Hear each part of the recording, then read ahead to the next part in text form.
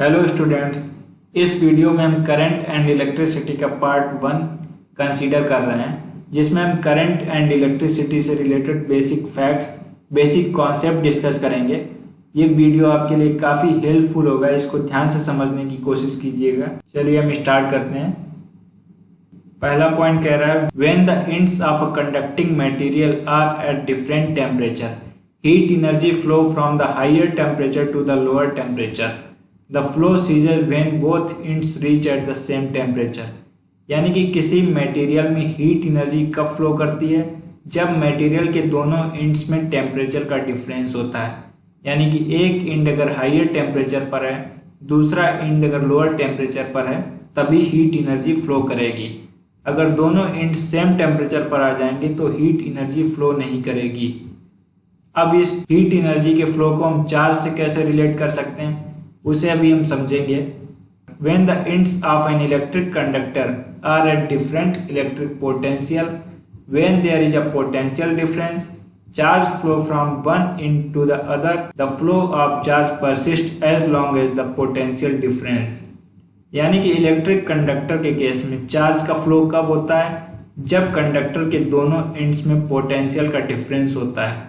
यानी कि एक एंड अगर हायर पोटेंशियल पर है, दूसरा एंड लोअर पोटेंशियल पर है, तभी चार्ज का फ्लो पॉसिबल है।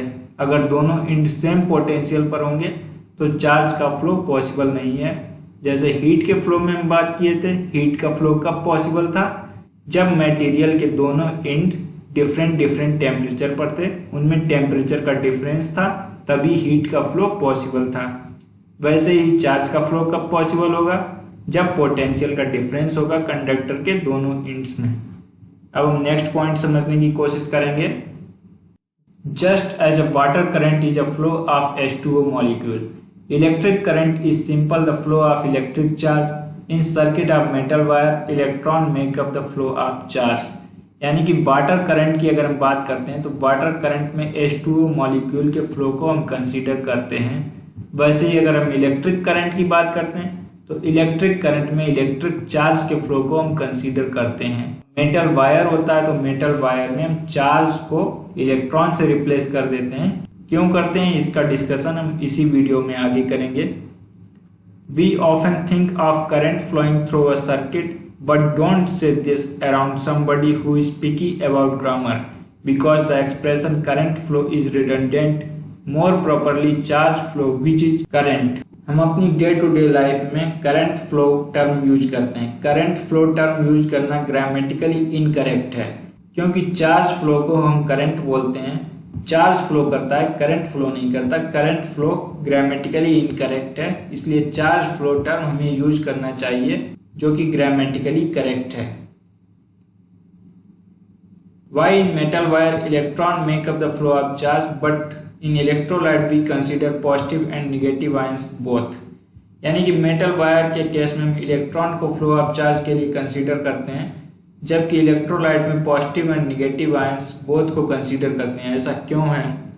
तो इसका आंसर ये है, if we consider solid conductor then of course the atom are tightly bound to each other so that the current is carried by the negatively charged electron. However, in electrolyte solution where positive and negative charge are free to move, यानी कि solid conductor के case में atoms tightly bound होते हैं, atoms move नहीं कर पाते, उनके चारों तरफ जो इलेक्ट्रॉन होते हैं वो मूवेबल होते हैं, क्योंकि आउटर मोस्ट शेल के इलेक्ट्रॉन लूजली बाउंड होते हैं, वो कंडक्शन में अपना रोल प्ले करते हैं, जबकि एटम्स टाइटली बाउंड होते हैं, वो कंडक्शन में कोई रोल प्ले नहीं करते मेटल के केस में।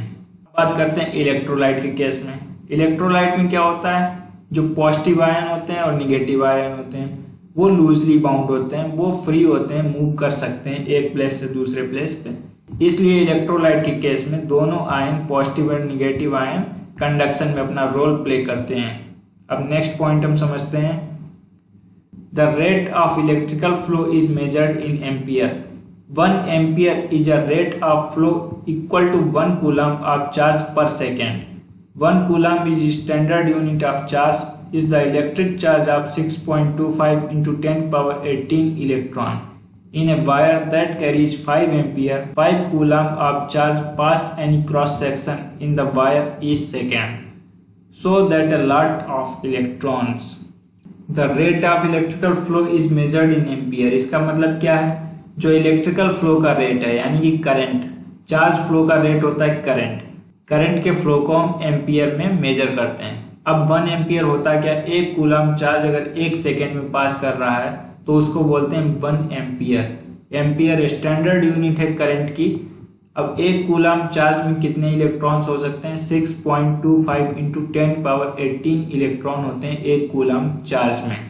अगर हम बोलते हैं कि 5 एम्पियर करंट एक वायर में पास कर रहा है तो इसका क्या मतलब होता है, 5 कूलम चार्ज वायर के क्रॉस सेक्शन से 1 सेकेंड में पास कर रहा है। ये बहुत ज़्यादा चार्ज होता है, इसमें बहुत सारे इलेक्ट्रॉन होते हैं क्योंकि 1 कूलम चार्ज में कितने इलेक्ट्रॉन थे, 6.25 इंटू 10⁻18 इलेक्ट्रॉन। 5 कूलम में समझ सकते हैं कितने इलेक्ट्रॉन होंगे।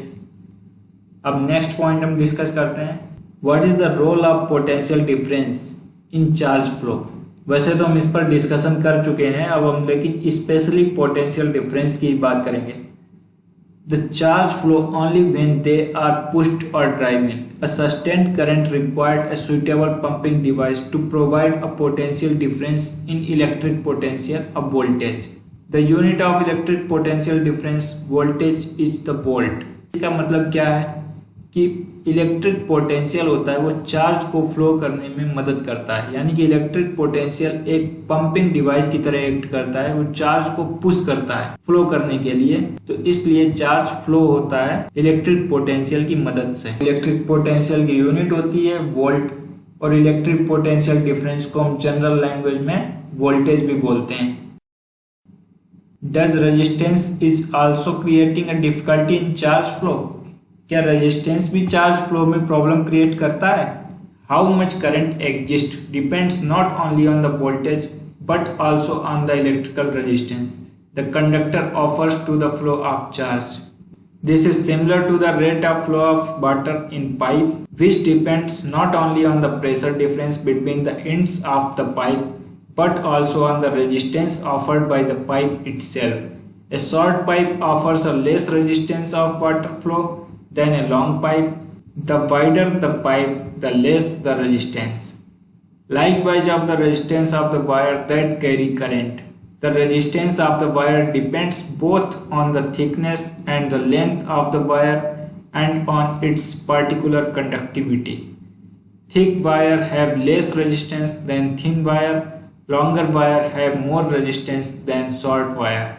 अभी तक हमने देखा था कि करंट हमारा जो फ्लो कर रहा है वो पोटेंशियल की मदद से फ्लो कर रहा है, यानी कि पोटेंशियल करंट फ्लो में एक बहुत इंपॉर्टेंट रोल प्ले कर रहा है। अब यहाँ पर रेजिस्टेंस भी है, रेजिस्टेंस भी करंट फ्लो में एक इंपॉर्टेंट रोल प्ले करेगा। ये अगर फ्लो में मदद नहीं कर रहा है तो ये फ्लो में रुकावट जरूर पैदा करेगा। इसको हम समझते हैं वाटर के फ्लो के एग्जाम्पल से। जैसे किसी पाइप से पानी फ्लो करता है तो वो पाइप भी पानी के लिए रेजिस्टेंस क्रिएट करता है। वो रेजिस्टेंस कम या ज़्यादा क्रिएट करेगा, वो 2 फैक्टर पर डिपेंड करेगा। एक तो पाइप की लेंथ और पाइप के क्रॉस सेक्शन एरिया। अगर पाइप का क्रॉस सेक्शन एरिया ज़्यादा है यानी कि पाइप वाइड है, वाइड होगा तो वाटर फ्लो में रेजिस्टेंस कम से कम क्रिएट करेगा। और अगर वहीं पर लेंथ ज़्यादा होगी, अगर पाइप लॉन्गर होगा तो वाटर के फ्लो में रेजिस्टेंस ज़्यादा क्रिएट करेगा, और पाइप अगर शॉर्टर होगा तो वाटर के फ्लो में कम से कम रेजिस्टेंस क्रिएट करेगा। वैसे ही सिमिलर केस में बात करते हैं resistance in a wire. Wire में अगर रेजिस्टेंस फ्लो कर रहा है तो वो भी थिकनेस और लेंथ पर डिपेंड करता है। अगर वायर की थिकनेस ज़्यादा होगी तो रेजिस्टेंस कम होगा, अगर वायर शॉर्ट होगा तो भी रेजिस्टेंस कम होगा, अगर वायर की लेंथ ज़्यादा होगी तो रेजिस्टेंस ज़्यादा होगा। यानी कि R is directly proportional to L, यानी कि लेंथ ज़्यादा है तो रेजिस्टेंस ज़्यादा है, और अगर एरिया ज़्यादा है तो रेजिस्टेंस कम है। और ये कंडक्टिविटी पर भी डिपेंड करता है कि मटेरियल की कंडक्टिविटी कैसी है। आई थिंक जो मैंने पढ़ाया है वो आपको समझ में आया होगा। अगर कोई फिर भी डाउट है तो आप वो मुझसे पूछ सकते हैं। Thank you.